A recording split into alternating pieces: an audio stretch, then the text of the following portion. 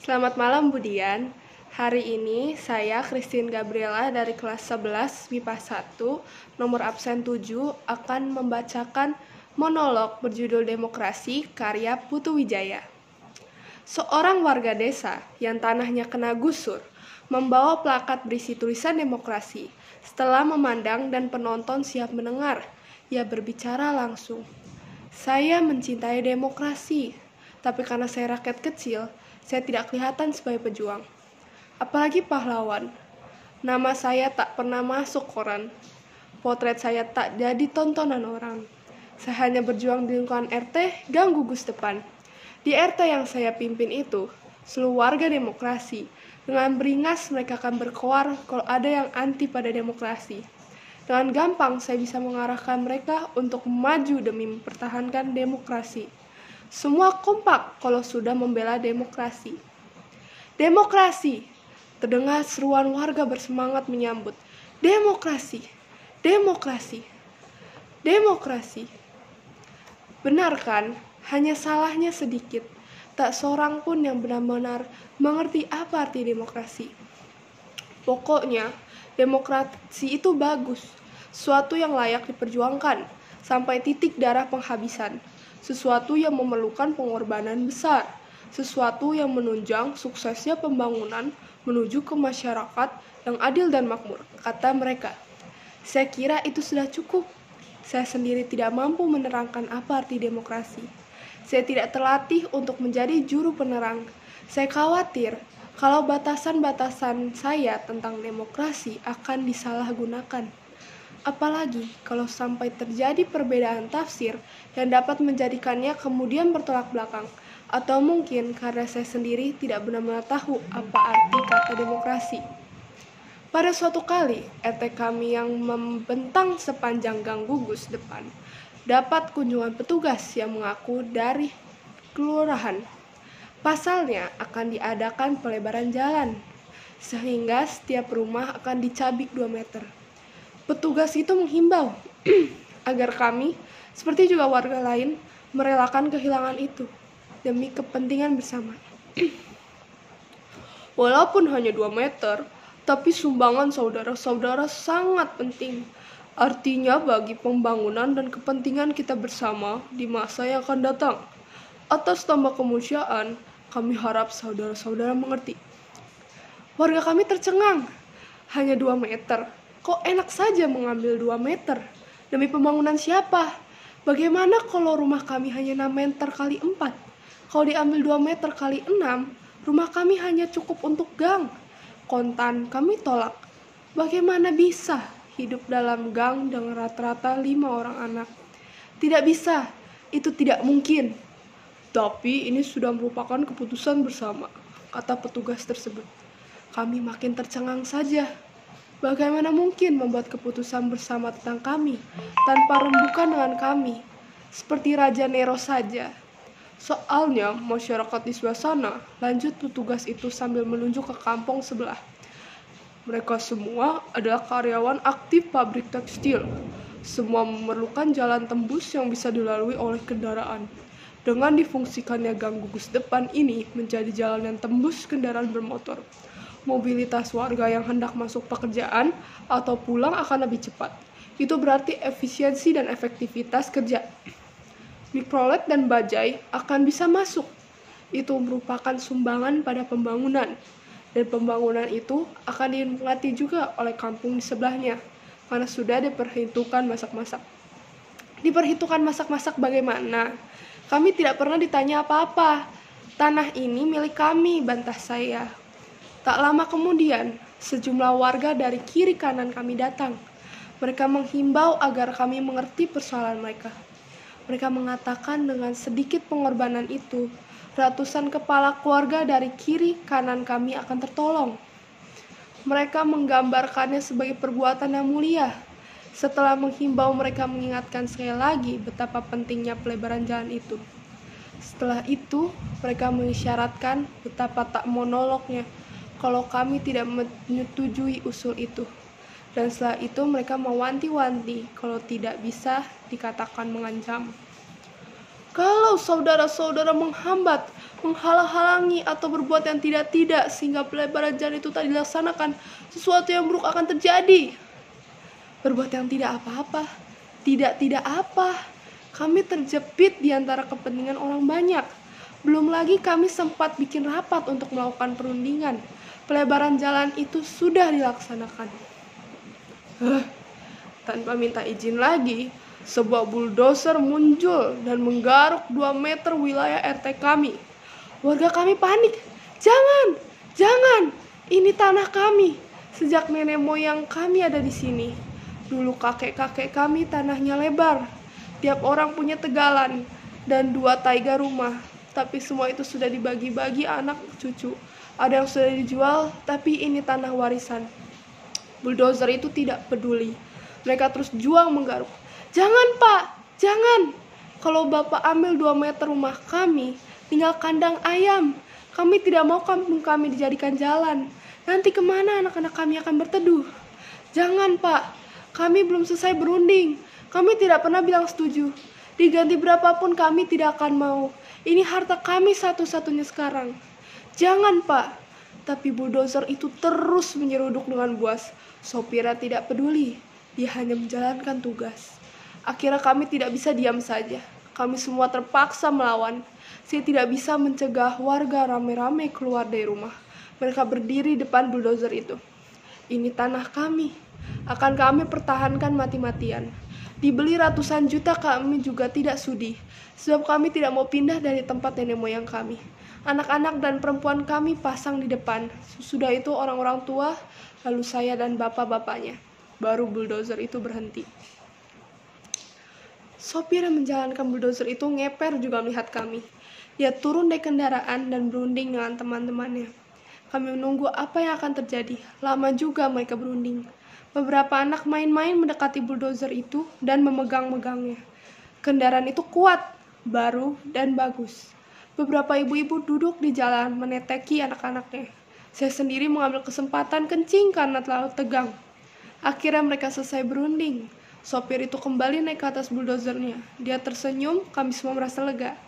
Mereka pasti baru menyadari mereka sudah salah. Mesin dihidupkan kembali. Kami menunggu dengan deg-degan. Waktu itu sebuah mobil Colt datang. Sekitar 10 orang laki-laki meloncat turun dengan memakai pakaian seragam. Kami bersorak melihat akhirnya aparat datang untuk melindungi rakyat. Tapi berbarengan dengan itu bulldozer itu menerjang kembali ke depan menggaruk tanah. Perempuan-perempuan menjerit. Beberapa anak jatuh. Salah seorang di antara kena garuk. Untung ada yang meloncat naik dan menarik anak itu. Keadaan menjadi kacau. Orang-orang berseragam itu berlarian datang. Ternyata mereka bukan petugas, tapi satpam yang mau mengamankan penggarukan. Mereka membawa pentungan yang sudah siap untuk memukul. Kami jadi seperti kucing yang kepepet. Tanpa diberi komando lagi, kami melawan. Anak-anak mengambil batu dan melempar. Asep, anak yang hampir kena garuk bulldozer, meloncat ke atas bulldozer mau menarik sopirnya. Tapi tiba-tiba sopir bulldozer itu menghunus parang yang disembunyikannya di bawah tempat duduk, langsung membacok pundak Asep. Asep tumbang berlumuran darah. Perempuan lalu anak-anak menjerit, lalu kabur menyelamatkan diri. Kami para laki hampir saja mau menyerang, tapi kemudian sebuah truk datang.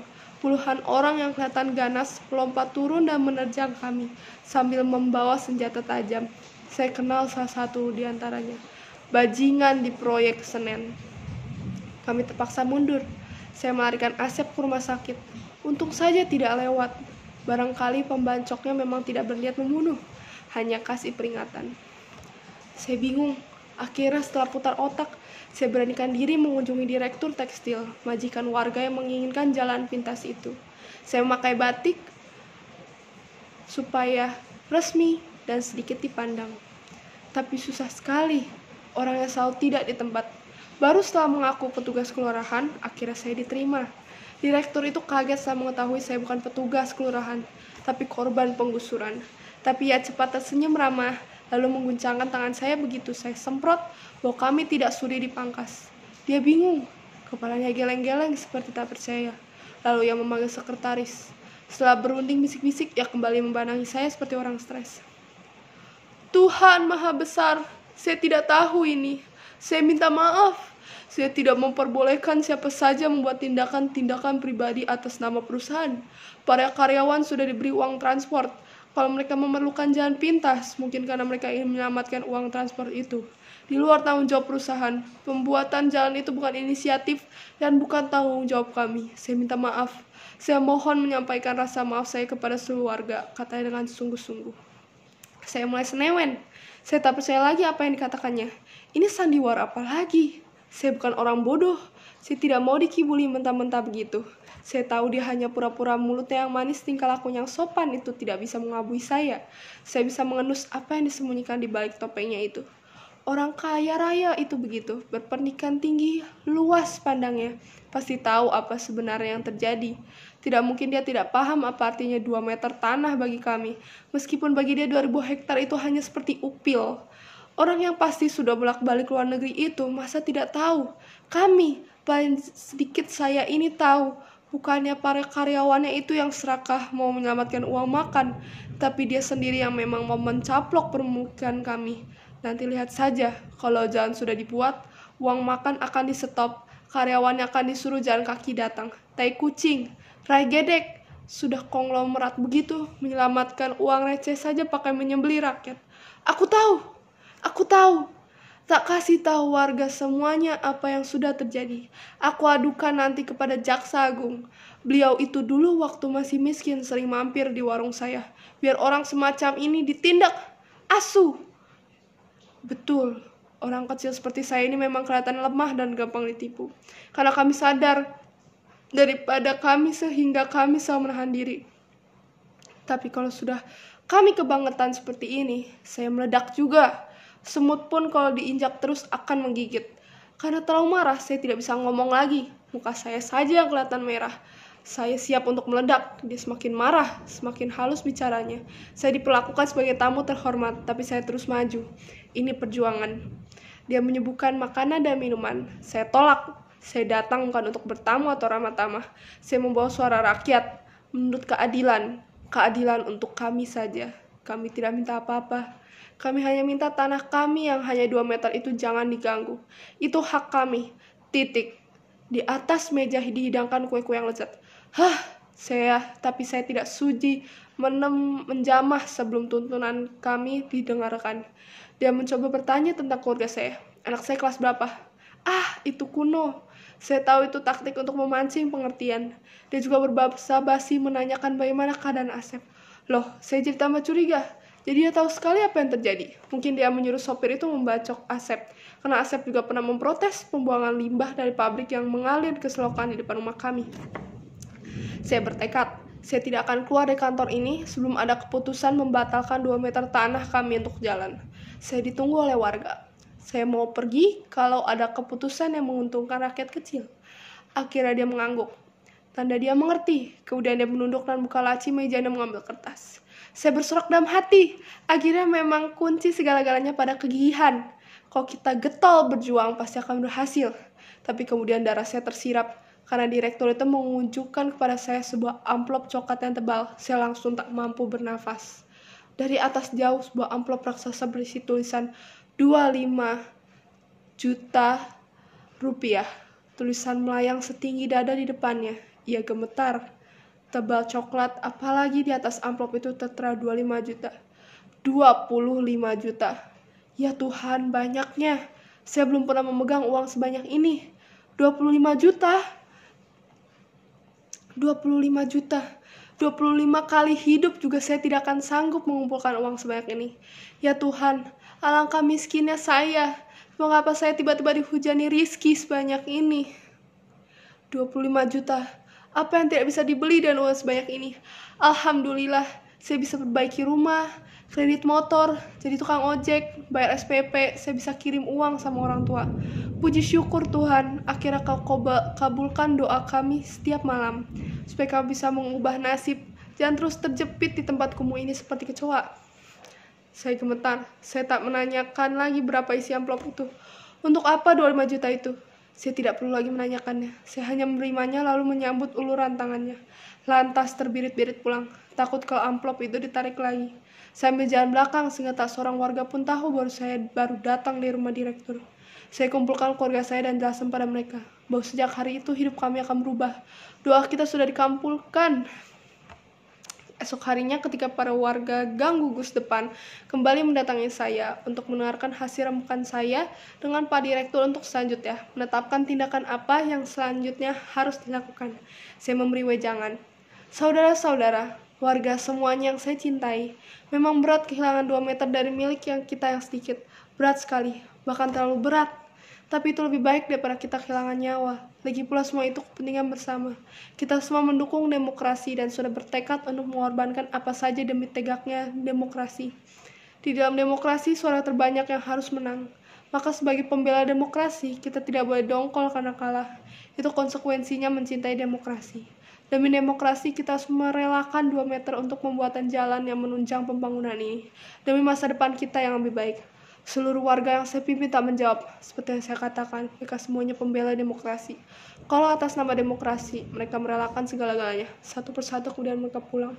Hei, tunggu dulu, belum saya bicara. Kuping mereka buntet. Tak peduli rapat belum rampung, semuanya pergi. Tunggu, tunggu. Tak ada yang mengubris. Semuanya ngacir. Tinggal saya sendiri dan seorang tua. Tapi dia tidak pergi karena suka, tapi karena kakinya kesemutan. Setelah reda, dia juga berdiri dan pergi sambil ngedumel. Kalau memang demokrasi itu tidak melindungi rakyat kecil, aku berhenti menyokong demokrasi. Sekarang aku menentang demokrasi. Sejak itu, semuanya benci pada demokrasi. Sejak hari itu, Warta RT Gugus depan yang saya pimpin kompak menolak demokrasi. Hanya tinggal saya sendiri yang tetap berdiri di sini. Teguh dan tegar, tidak goyah oleh topan badai, tidak gentar oleh panas dan hujan. Saya tetap kukuh tegak di atas kaki saya. Apapun yang terjadi, siap mempertahankan demokrasi sampai titik darah penghabisan. Habis mau apa lagi? Siapa lagi kalau bukan saya, daripada diberikan pada orang lain?